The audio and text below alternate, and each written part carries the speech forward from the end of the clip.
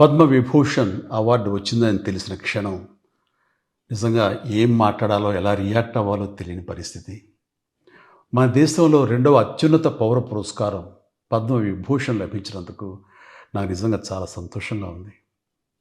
ఒక తల్లి కడుపున పుట్టకపోయినా నన్ను తమ సొంత మనిషిగా, మీ అన్నయ్యగా, మీ బిడ్డగా భావించే కోట్లాది మంది ప్రజల ఆశీస్సులు, నా సినీ కుటుంబం యొక్క అండదండలు, అలాగే నీడల నాతో ప్రతి నిమిషం నడిచే లక్షలాది మంది అభిమానుల ప్రేమ, ఆదరణ కారణంగానే నేను ఈ రోజున ఈ స్థితిలో ఉన్నా. అందుకే నాకు దక్కినటువంటి గౌరవం ఇది మీది. మీరు నాపై చూపిస్తున్న ప్రేమ, ఆప్యాయతలకు నేను ఏమి రుణం తీర్చుకోగలను?